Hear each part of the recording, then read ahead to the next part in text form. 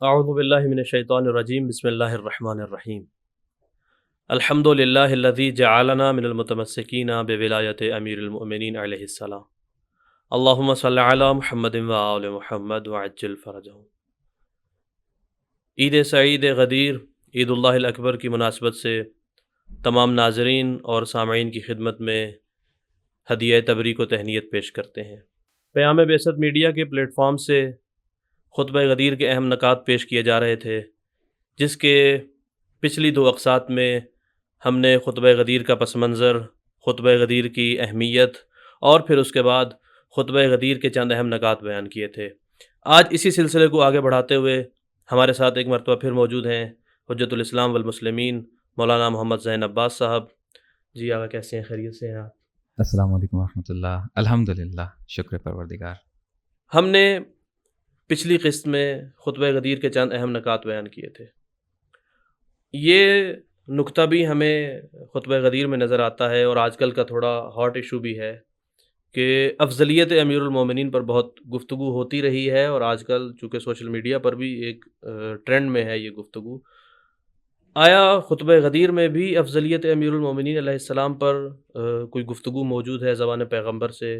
رسول اللہ نے اس بارے میں بھی کچھ ارشاد فرمایا ہے افضلیت امیر المومنین علیہ السلام پر؟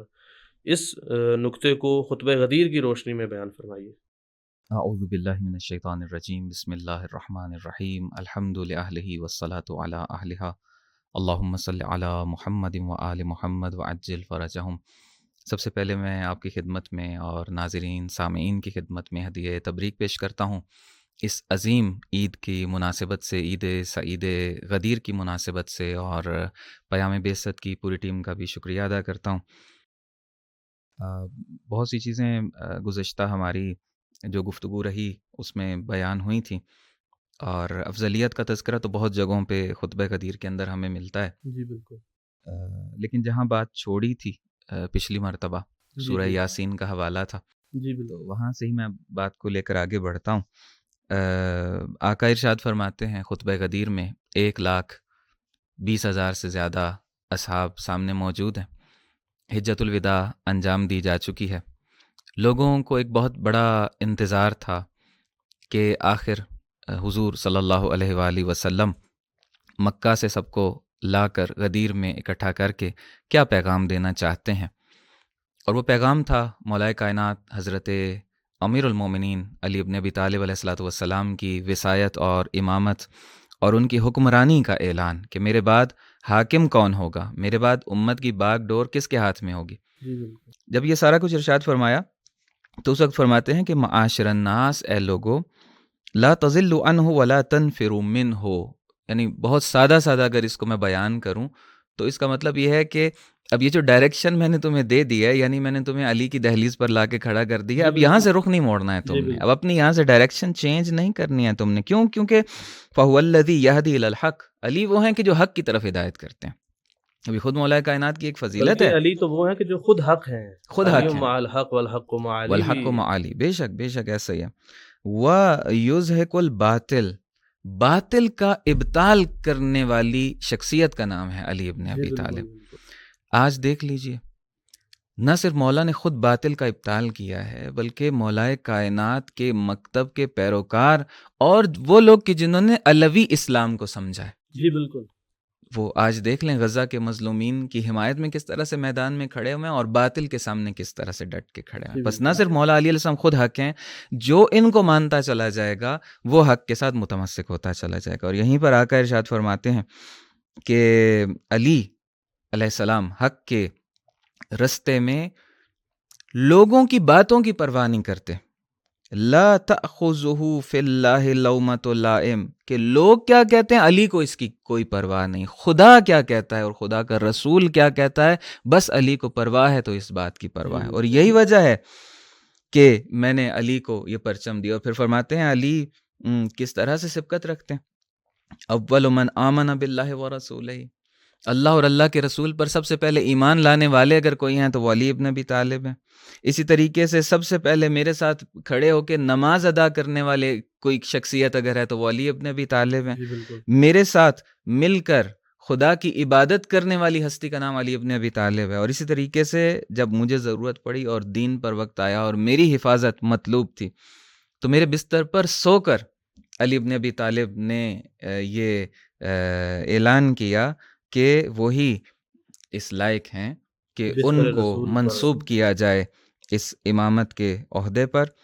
گویا یوں کہا جا سکتا ہے کہ ایک طرح سے اعلان ہوا کہ علی نے بستر رسول پر سو کر یہ بتایا کہ پیغمبر کی جگہ پر بھی صرف علی ہی آ سکتے ہیں۔ سبحان اللہ، سبحان اللہ۔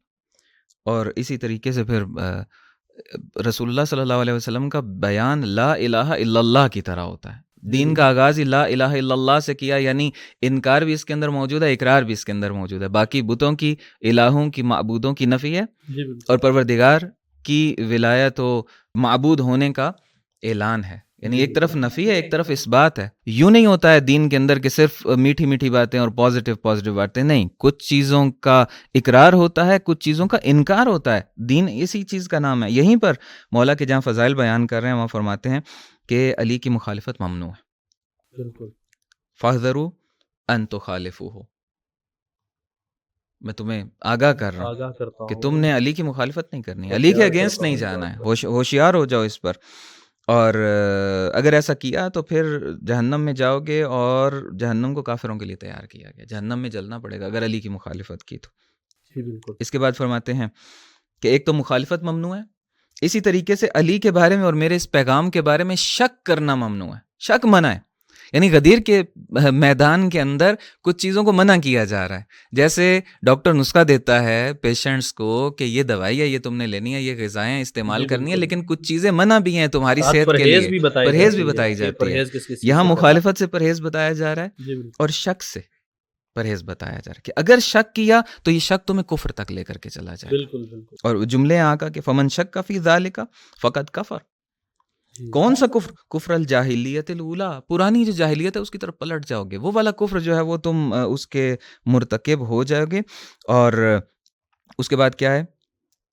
ومن شک فی شیء من قولی ھذا، یہ جتنی بھی میں نے بات کی ہے علی علیہ السلام کی امامت و خلافت کی اور حکمرانی کی، جس نے بھی اس میرے قول کے اندر شک کیا، فقط شکا فی کل ما انزل الیہ، جتنا دین 23 سالوں میں میں نے بیان کیا اور جتنا قرآن مجید میں لے کر آیا ہوں اللہ کی طرف سے اور بیان کیا ہے، وہ سارے کا سارا جو ہے وہ مشکوک ہو جائے گا اور تم گویا اس میں شک کرنے والے شمار کیے جاؤ گے۔ جیسے جیسے یہ شک کا مرحلہ بڑھتا جائے گا انسان اتنا ہی گمراہی اور کفر کے دہانے پر پہنچتا چلا جائے گا۔ بالکل بالکل۔ یعنی ایک امر ولایت امیر المومنین میں شک کرنا گویا انسان کو پورے اس دین اور نظام الہی میں شک کرنے کی طرف لے جاتا ہے۔ ایسا ہی بے شک۔ پھر فرما رہے ہیں ومن شک فی واحد من الائمۃ، نہ صرف علی ابن ابی طالب علیہ الصلوۃ والسلام بلکہ ائمہ میں سے کسی امام کے بارے میں بھی اگر تم نے شک کیا تو فقط شک فی الکل منہم، تم نے تمام ائمہ کے بارے میں شک کیا۔ اور والشاک فینا فی النار، ہمارے بارے میں جو شک کرے گا وہ جہنمی ہے۔ اور اسی طریقے سے پھر فرماتے ہیں، چونکہ آپ کا سوال تھا افضلیت کے بارے میں، تو افضلیت تو جگہ جگہ خطبہ غدیر میں بیان فرمانے آقا فرما رہے ہیں معاشر الناس، اے لوگو فضلوا علیا فإنه افضل الناس بعدی، علی کو بافضیلت جانو کیونکہ میرے بعد سب سے بافضیلت علی ابن ابی طالب ہے، من ذکر و انثی، چاہے مرد ہوں چاہے خواتین ہوں، کسی کو بھی تم مقابلے میں اگر لے کر کے آ جاؤ اور کمپیریزن کرو، افضل الناس بعدی من ذکر و انثی، وہ علی ابن ابی طالب علیہ الصلوۃ والسلام۔ اس کے بعد فرماتے ہیں ملعون ملعون مغضوب مغضوب من رد علی قولی ھذا، جس نے میری اس بات کا انکار کر دیا، اللہ اکبر، اور ولم یوافق، اور اس نے اس بات کو نہ مانا۔ بعض اوقات یہاں پر اس نقطے کی طرف بھی اشارہ کرنا ضروری ہے کہ بعض اوقات ایک متن میں، ایک کانٹینٹ میں کسی لفظ کا تکرار صرف اس کی ظاہری سجاوٹ کی وجہ سے نہیں ہوتا، اس کے معنی کی دقت اور اہمیت کی طرف بھی وہ ناظر ہوتا ہے۔ تو یہ جو اگر کہا ہے کہ ملعون ملعون، پھر ساتھ ہی کا مغضوب مغضوب،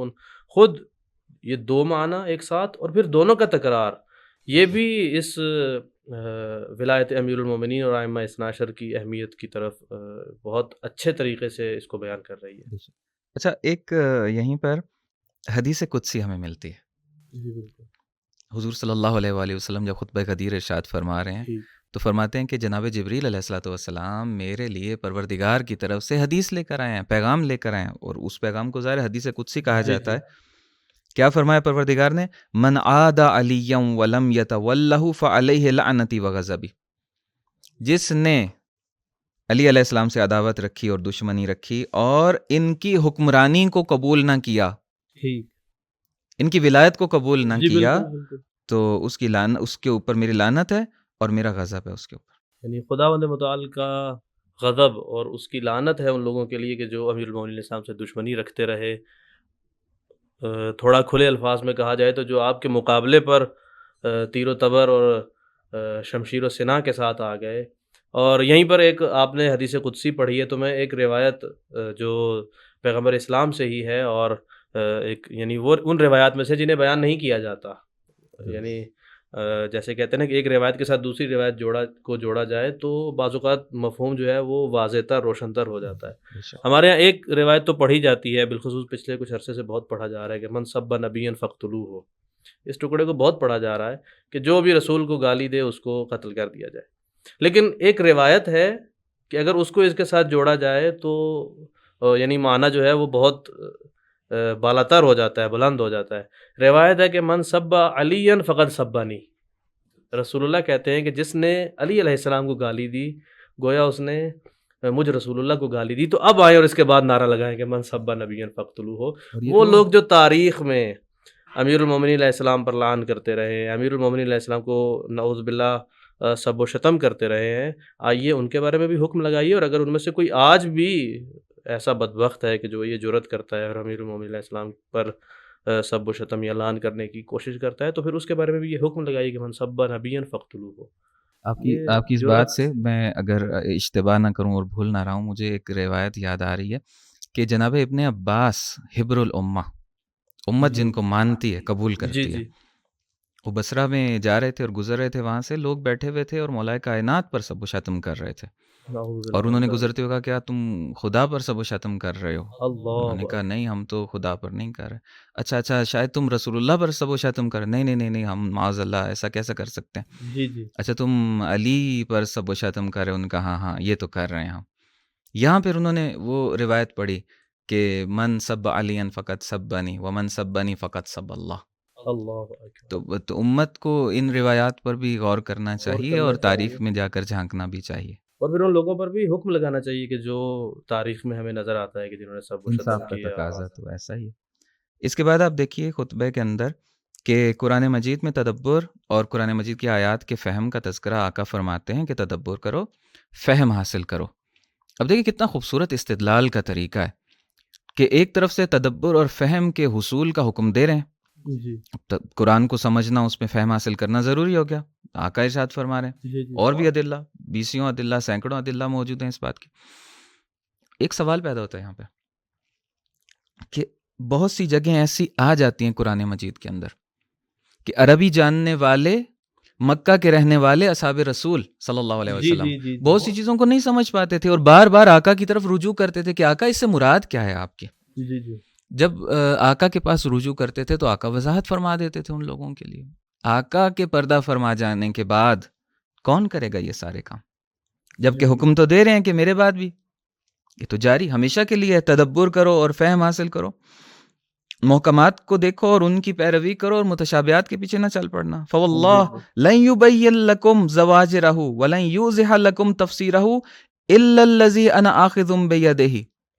قرآن مجید کی گہرائیاں اور بواطن اور تفاسیر نہیں کوئی بیان کر سکتا مگر وہ شخص بیان کرے گا کہ ابھی میں اس کا ہاتھ پکڑوں گا، ہاتھ کو بلند کروں گا، اس کو بلند کر کے میں کہوں گا من کنت مولاہ فہذا علی مولا۔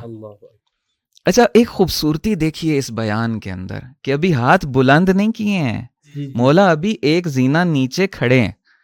آقا ارشاد فرما رہے ہیں کہ تمہیں قرآن کس سے لینا ہے میرے بعد؟ اگر تم یہی چاہتے ہو کہ قرآن ہی ہماری ہدایت کرے، فرض کرو کتاب اللہ کا نعرہ لگا رہے تب بھی قرآن لینا کس سے؟ کس سے لینا؟ اس سے لینا ہے کہ جسے ابھی میں جس کا ہاتھ بلند کروں گا جی جی اور اس کو بلند کر کے کہوں گا من کنت مولا ہو فہذا علی مولا. اور یہی جی وجہ ہے کہ خطبہ غدیر میں یہ جملے من کنت مولا ہو فہذا علی مولا 2 مرتبہ آئے ہیں. ایک مرتبہ ہم تو یہی سمجھتے ہیں نا کہ آقا کو بلند کر کے یا ہاتھ بلند کر کے فرمایا، نہیں، اس سے پہلے منظر کشی کی تھی کہ ابھی کچھ دیر کے بعد میں یہ کرنے جا رہا ہوں اور کہوں گا اس طریقے سے من کنت مولا ہو فہذا علی مولا. اور اسی علی سے قرآن لینا ہے تم لوگوں کو. جی بالکل. اور پھر یہیں پہ حدیث ثقلین کی طرف بھی اشارہ فرماتے ہیں. اور یہیں سے ایک نقطہ آپ کی بات کو کاٹتے ہوئے معذرت کے ساتھ، جہاں یہ بتایا کہ قرآن کس سے لینا ہے، تو آج کے ناظرین کو بھی اس بات کی طرف یہ فیصلہ کرنا چاہیے. ایک طرف وہ ہے کہ جو سلونی کا دعویٰ کر رہا ہے اور ساتھ یہ کہہ رہے ہیں کہ مجھے پتہ ہے کہ کون سی آیت رات میں نازل ہوئی، دن میں نازل ہوئی، سفر میں نازل ہوئی، حضر میں نازل ہوئی، ہر آیت کا مجھے علم ہے، اس کے تنزیل کا علم ہے، اس کے سبب نزول کا علم ہے، سب کچھ مجھے علم ہے. اور دوسری طرف وہ لوگ ہیں جو کہتے رہے کہ مجھے آج تک قرآن کی فلاں آیت کا معنی نہیں معلوم، اس میں استعمال ہونے اس لفظ کا مجھے معنی معلوم نہیں ہے.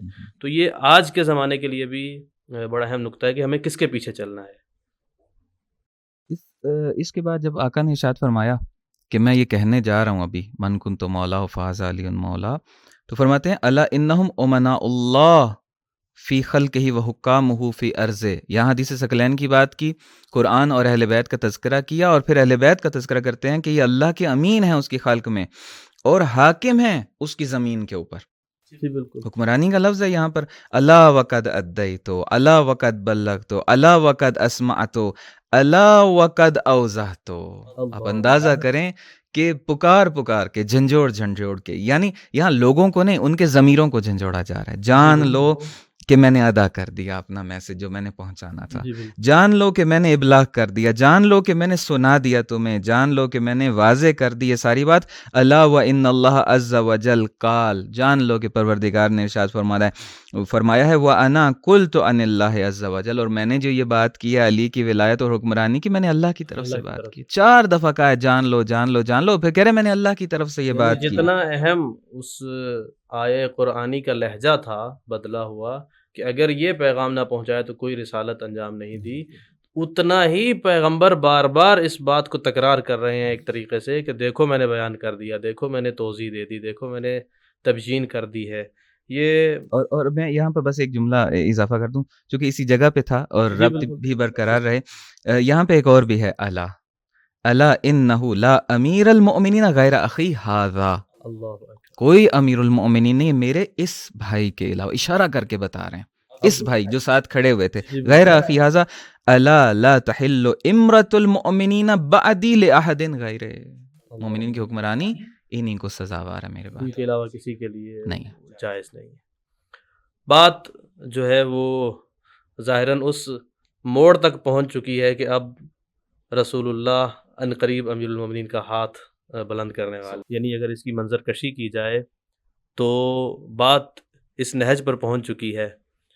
ہم چلتے ہیں خطبہ غدیر کے اس اصلی جملات کی طرف کہ جو اہل سنت، اہل تشیع اور تمام مکاتب فکر نے جنہیں لکھا ہے، بیان کیا ہے، حتیٰ کہ جس کی صحت سے کوئی انکار بھی نہیں کر سکتا کہ یہ رسول اللہ نے کہے ہیں یا نہیں کہے. اور وہ جملات ہیں من کنت مولا ہو فہذا علی مولا. قبلہ اس جملے کے صدور یعنی یہ رسول اللہ نے کس حالت میں بیان کیا، کیا وہاں منظر کشی تھی، کیا صورتحال تھی، اور اس جملے کے ما قبل و ما بعد جو رسول اللہ نے جملات کہے ہیں، تاکہ اس مولا کا معنی بھی یہاں پر واضح ہو جائے کہ اس من کنت مولا میں کیا ہے. اس طرف بھی ذرا ان جملات کو بھی بیان کیجئے تاکہ مولا کا معنی بھی واضح ہو جائے کہ یہاں مولا کا معنی کیا ہے. ایک تو منظر کشی کی جہاں تک آپ نے بات فرمائی تو کمال کی منظر کشی تھی، کمال کا منظر تھا. منظر کشی تو اب تاریخ میں ہمیں ملتی ہے، وہاں تو خود منظر تھا. جی بالکل. اور مولائے کائنات ایک زینہ نیچے کھڑے تھے تو شانے پہ ہاتھ رکھا، ہاتھ کو بلند کیا، اپنے قریب کیا. اور اس کے بعد ہمیں اس طرح سے بھی ملتا ہے. ایک تو تصویر بہت معروف ہے، ایک پینٹنگ ہے کہ جس میں ہاتھ کو پکڑ کے بلند کیا ہوا ہے، جبکہ ہمیں بہت سی جگہوں پہ اس سے بھی زیادہ ڈیٹیلز ملتی ہیں روایات کہ اس کے بعد یہ بھی ہوا کہ مولائے کائنات کو آگے کر لیا آپ نے، اس کے بعد شانے کے نیچے سینے کے دائیں اور بائیں طرف اپنے دست مبارک کو رکھ کے اور مولا کائنات کو بلند کرنا شروع کر دیا اور اپنے چہرے مبارک کے سامنے لے کر آ گئے. یہاں تک لکھا ہوا ہے کہ آقا صلی اللہ علیہ وسلم کے زانو تھے، مولا کائنات کے قدم یہاں تک آ گئے، اتنا بلند کر لیا امیر المومنین علیہ اس الصلوۃ منظر کشی والسلام کو کو. یوں بھی بیان کیا جا سکتا ہے کہ گویا نبوت کا سورج غروب ہو رہا ہے اور امامت کا چاند جو ہے وہ طلوع ہو رہا ہے. بہت خوبصورت بات آپ نے کہہ دی. عمل کے ذریعے سے بتانا چاہ رہے تھے کہ اگر کبھی دیکھو کہ نبوت پردہ کرتی چلی جا رہی ہے، امامت سامنے آتی چلی جا رہی ہے، تسلسل ہدایت کا کبھی ٹوٹنے والا نہیں ہے، یہ پرچم میں اس طریقے سے آگے منتقل کر رہا ہوں. تو اٹھا لیا. اچھا اب دیکھیے، ہم لوگوں کو لوگ کہتے ہیں کہ یہ امامت کو تو بہت بیان کرتے ہیں، رسالت کو بیان نہیں کرتے. اگر رسالت بھی سننی ہے تو علی والوں سے سنیے، اور وہ بھی میدان غدیر میں آ کے، یا کم سے کم غدیر کے میدان کا تصور کر کے. جو در خیبر کو اکھاڑ لے اس کو کہتے ہیں علی ابن ابی طالب، اور در خیبر کو جو اٹھا لے اس کو کہتے ہیں علی ابن ابی طالب، اور جو علی ابن ابی طالب کو اٹھا لے اس کو کہتے ہیں محمد مصطفیٰ صلی اللہ علیہ وسلم. ماشاء اللہ، بہت حسین منظر ہے اگر انسان اسے تصور ہی کرے اور اپنے ذہنوں کو ایک مرتبہ غدیر کے اس میدان میں لے جائے اور یہ تصور کرے کہ پیغمبر گرامی اسلام نے امیر المومنین کو اٹھایا ہوا ہے اور ایک اعلان کر رہے ہیں، تو دل جو ہے وہ شاد اور باغ باغ ہو جاتے ہیں اسی منظر کو دیکھ کر. تو اسی منظر میں پھر آقا نے مولا کائنات کو اٹھایا ہوا ہے اور پوچھ رہے ہیں لوگوں سے. اب سوال جواب ہو رہے ہیں وہاں پہ. پوچھتے ہیں کہ ایھا الناس من اولا بکم من انفسکم، کہ تمہاری جانوں کے اوپر، تمہارے پورے وجود کے اوپر صاحب اختیار کون ہے؟ تم سے بھی زیادہ صاحب اختیار کون ہے؟ کہ جس کی حکومت تمہارے اوپر ہو، جس کی حکمرانی تمہارے اوپر ہو، جس کا آرڈر تمہارے اوپر چلتا ہو، وہ کون ہے؟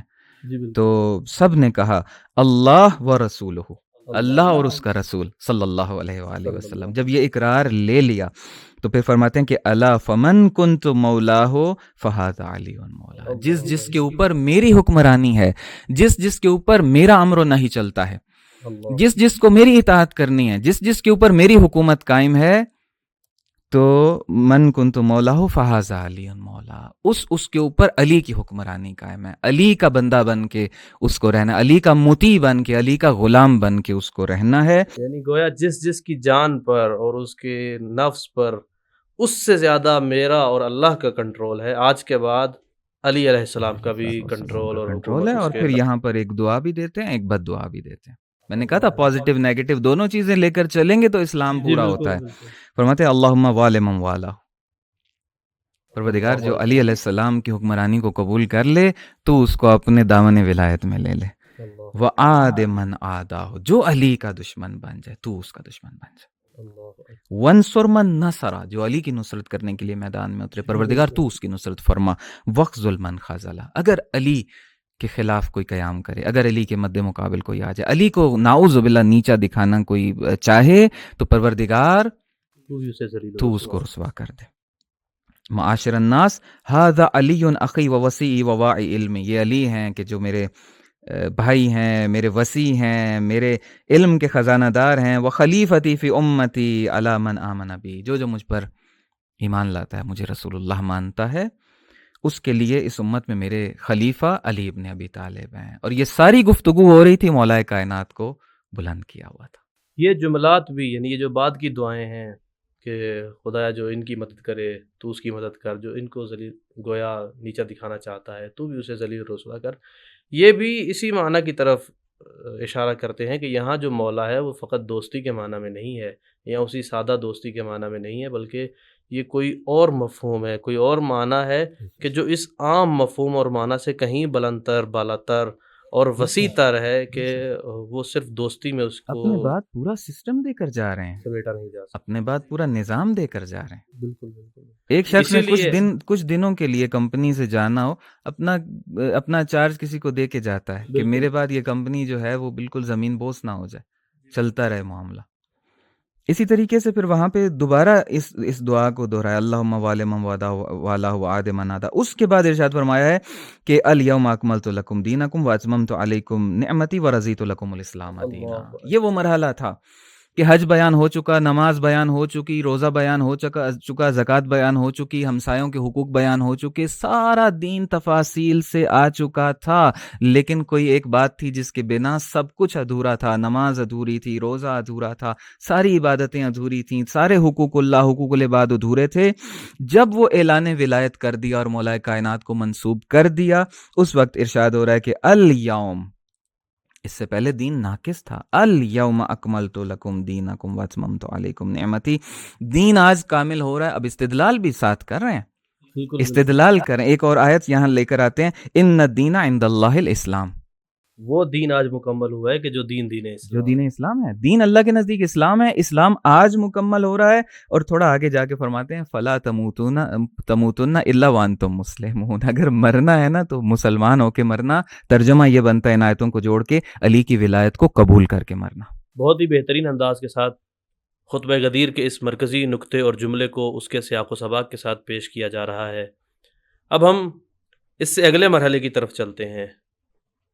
امیر المومنین علیہ السلام کی ولایت کا اعلان ہو گیا، جو دعائیں اور گویا ان دعاؤں کے اندر جو ایک پیغام ہے، اور پھر اس کے بعد جو اکمال دین کا مرحلہ ہے کہ دین بھی مکمل ہو گیا، یعنی وہ دین کے جس کے تمام احکامات بیان ہو چکے ہیں، تمام شریعت کے مسائل بیان ہو چکے ہیں، آج وہ امیر المومنین علیہ السلام کی امامت اور ولایت کے اعلان کے ساتھ مکمل ہو گیا۔ چلتے ہیں اس سے اگلے مرحلے کی طرف کہ خطبہ غدیر میں اس سے اگلا اہم مرحلہ کیا ہے، اس سے اگلا اہم مسئلہ کیا ہے کہ جس کو اس خطبے میں بیان کیا گیا ہے۔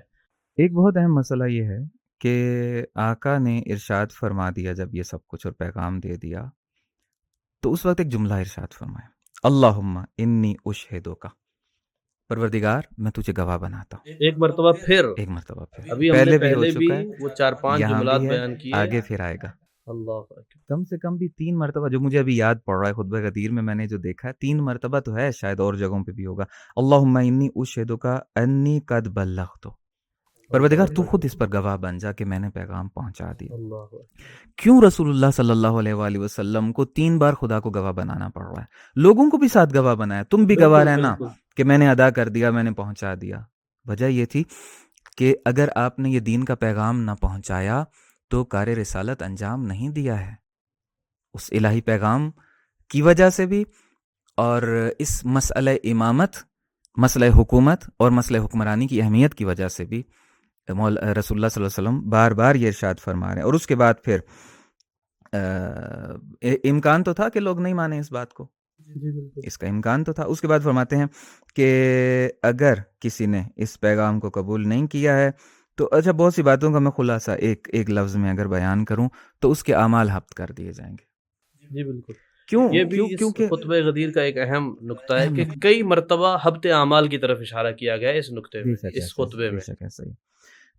اعمال اس کے حبط ہو جائیں گے اگر اس نے، کو بھی ذرا مختصر وقت میں لیکن تھوڑی اس کی تفسیر اور توضیح کیجیے کہ یہ حبط اعمال کا خطبہ غدیر میں اس کا کیا، اس کی کیا اہمیت ہے، اور پھر مسئلہ امامت کے ساتھ اس کا کیا ربط ہے؟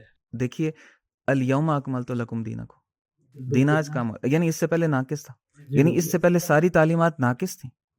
ناقص تعلیمات کو لے کر کوئی جائے گا امامت کے بغیر، اور مولا علی علیہ السلام اور 12 ائمہ کی حکمرانی اور حکومت کے بغیر، تو ناقص چیز قبول نہیں کی جاتی ہے پروردگار کے نزدیک۔ اور نقص بھی ایسا ہے کہ جس کی جگہ کوئی اور چیز نہیں لے سکتی۔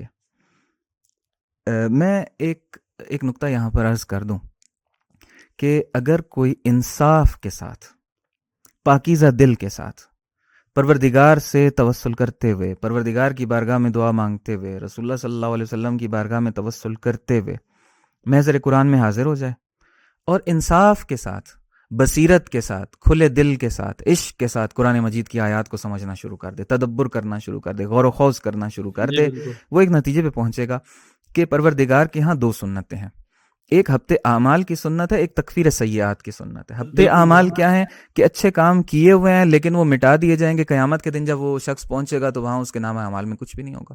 ایک دفعہ تکفیر سیئات کی سنت ہے، یہاں تکفیر سے مراد پردہ ڈالنا ہے کہ گناہ ہیں لیکن ان پہ پردہ ڈال دیا جائے گا۔ کہاں ہوگا؟ اس کا معیار کیا ہے، اس کا ملاک کیا ہے؟ بہت سی چیزیں، اہم ترین نقطہ جو اس طالب علم کو سمجھ میں آیا ہے، تحقیق کریں لوگ اور اپنے پوائنٹ آف ویو کو بھی دیکھیں، جو اس طالب علم کو اس حقیقت کو بات سمجھ میں آتی ہے وہ یہ ہے کہ پرچم اور خیمہ یہ بنیادی ترین مسئلہ ہے۔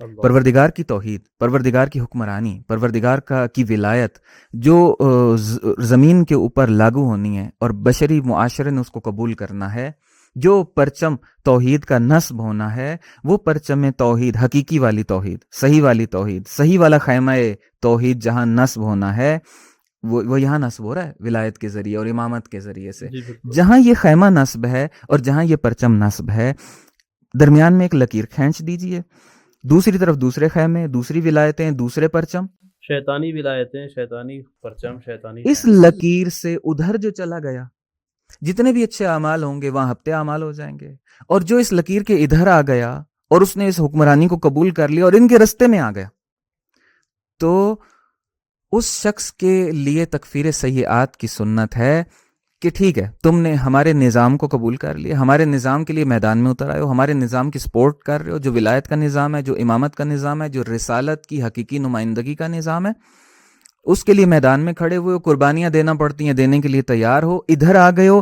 اب اگر کوئی کمزوری بھی ہے تو اس سے گھبراؤ نہیں، اس پر ہم پردے بھی ڈال لیں گے، اس کو بعد میں کور بھی کر لیں گے۔ تمہارے اچھے اعمال، تمہیں جو موقع ملے گا اس سائے میں آ کے، اس پرچم کے سائے میں آ کے، وہ پچھلی ساری چیزیں کور ہو جائیں گی تمہاری، جی بس ادھر بالکل تکفیر سیئات ہو جائے گی، لیکن اچھے اعمال، نماز، روزے سب ٹاپ پہ، لیکن خط کے ادھر ہے، لائن کے ادھر ہے، بالکل وہاں ہفتے اعمال ہے۔ یہ لکیر مٹانے کی بہت کوشش کی گئی تاریخ کے اندر، بہت کوشش کی گئی کہ کسی طریقے سے لکیر مٹا دی جائے ان جو دونوں خیموں غدیر میں کو کھینچی جا رہی ہے، آپس میں مکس کر دیا جائے کہ مکس یہ کر ایک دیا ہی جائے، ہیں۔ مکس کر دیا جائے۔ اس لکیر کو پررنگ کرنے، روشن کرنے اور واضح کرنے کے لیے، چونکہ اس پرچم کو زمین پر گرانے کی کوشش کی گئی اور اس خیمے کا ستون گرانے کی کوشش کی گئی، امام حسین علیہ الصلوۃ والسلام نے کربلا میں آ کے خیمے نصب کیے، کربلا میں آ کے پرچم بلند کیا اور اپنے خون کے ذریعے سے لکیر کھینچ دی کہ اب قیامت تک اس لکیر کو کوئی کم رنگ نہیں کر سکے گا، اور واضح ہو گیا کہ ادھر والے کون ہیں اور ادھر والے کون ہیں۔ آپ نے خیموں کا تذکرہ کیا، شیطانی قوتوں اور رحمانی قوتوں کا، شیطانی خیمے اور رحمانی خیمے، اور اسی طریقے سے شیطانی پرچم اور الہی پرچم کا تذکرہ کیا۔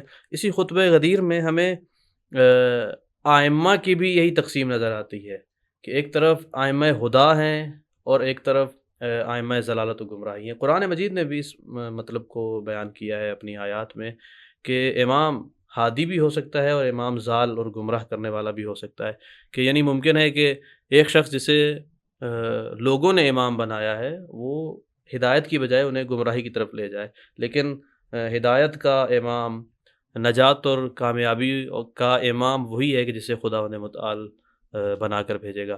یہ نقطہ بھی ہمیں خطبہ غدیر میں ملتا ہے، اور اس کے ذیل میں پھر ایک منافقین کا تذکرہ بھی ہمیں یہاں پر اس خطبے میں نظر آتا ہے۔ اسی نقطے کو محور بناتے ہوئے کہ منافقین کا تذکرہ اور پھر اس کے نتیجے میں آئمہ ہدا اور آئمہ ضلالت کا تذکرہ بھی جس انداز سے کیا گیا ہے، اس کو بھی ذرا واضح فرمائیے۔ جی، بہت اس میں جگہ دی گئی ہے اس نقطے کو، جی بالکل۔ چونکہ یہ نقطہ اب اہم تھا۔ ائمہ ہدایت کا جہاں تک تذکرہ ہے تو آقا ارشاد فرماتے ہیں کہ معاشر الناس ذریت کل نبی من صلبہ، ہر نبی کی ذریت اس کے صلب سے ہوتی ہے، بے شک۔ وذریتی من صلب امیر المؤمنین علی، میری ذریت علی ابن ابی طالب کے صلب سے ہوں گی، اور یہی ذریت تھی جس کو امام بننا تھا، جس میں امامت کا سلسلہ آگے تسلسل پکڑنا تھا امام زمانہ علیہ الصلوۃ والسلام تک۔ آپ نے اشارہ بھی کر دیا اور بہت واضح ہے، قرآن مجید کی آیات بھی ہیں۔ امامت دو طرح کی ہے، لیڈرشپ دو طرح کی ہے، کچھ ائمہ ہدایت ہوا کرتے ہیں، کچھ ائمہ گمراہی ہوا کرتے ہیں۔ ہدایت کے امام بہشت میں لے جانے والے ہیں، خدا کی طرف لانے والے ہیں، ائمہ گمراہی جو ہیں وہ جہنم میں لے جانے والے ہیں۔ اس پر قرآن مجید کی آیات بھی موجود ہیں، اور صفات امام بھی بیان کی گئی ہیں، ادھر کے اماموں کی صفات بھی بیان کی گئی ہیں، لیڈرز کی، ادھر کے لیڈرز کی بھی صفات بیان کی گئی ہیں۔ خطبہ غدیر میں تو ائمہ ہدایت جو ہیں وہ 12 امام بتا بھی دیے گئے بار بار، کہ آخری امام عدد بھی مہدی بیان علیہ کیا الصلوۃ گیا ہے۔ والسلام ہے، عدد بھی بیان کیا، ان کی بیعت بھی لے لی گئی۔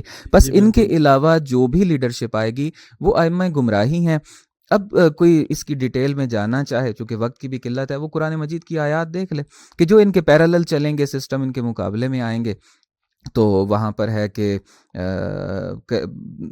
دنیا میں بھی جو ہے وہ اب کیا ان کا پیچھا کرے گا، وہ خود قرآن مجید پڑھ کے دیکھ لیں وہ لوگ، جی اور بالکل قیامت میں بھی دیکھ لیں گے کہ چہرے کس طرح سے ہوں گے، بگڑے ہوئے چہرے ہوں گے، اور نصرت ان کی کوئی کرنے والا نہیں ہوگا، کوئی ان کو پوچھنے والا نہیں ہوگا جی کیا بالکل ہوگا کیا نہیں ہوگا. تو اس کی آیات بہت واضح ہیں بلکہ وہ اپنے ہی انشاءاللہ. پیروکاروں سے دامن چھڑا کے جیسا کہ بے خود شک ایسا شیطان ہے جو سب سے بڑا امام ہے اس خیمہ طاغوتی کا ایسا اور ہے. خیمہ کفر و شیطانی کا، وہی اپنے لوگوں سے دامن چھڑا رہا ہوگا جس کہ نے انہیں تو کچھ بہشت بھی سے نہیں کیا. لوگوں کو جی بالکل جہنم کی بالکل. طرف. تو جب وہ بھاگ رہا ہوگا اپنے ہی پیروکاروں سے، تو یہ اس کے ذیل میں آنے والے چھوٹے چھوٹے. اچھا، اب آپ نے ابلیس کا تذکرہ کر دیا تو خطبے میں ہے چونکہ تذکرہ، سن لیجئے ایک نقطہ یہاں پہ. جی بالکل ابلیس کے بارے میں فرماتے ہیں کہ اے لوگو معاشر الناس ان ابلیس اخرج آدم من الجنت بالحسد. حسد تھا، حسد بہت اہم بات ہے یہ، جس کی وجہ سے ابلیس نے آدم کو جنت سے نکلوایا تھا. فلا تحسدوہ، علی سے حسد نہ کرنا. فتحبط اعمالکم وتزل اقدامکم، اعمال ہبت ہو جائیں گے، قدم تمہارے ڈگمگا جائیں گے. بہت شکریہ، بہت ہی آسان انداز میں آپ خطبہ غدیر کے اہم نکات بیان کر رہے تھے. ناظرین، ہم اس قسط کو یہیں پر ختم کرتے ہیں.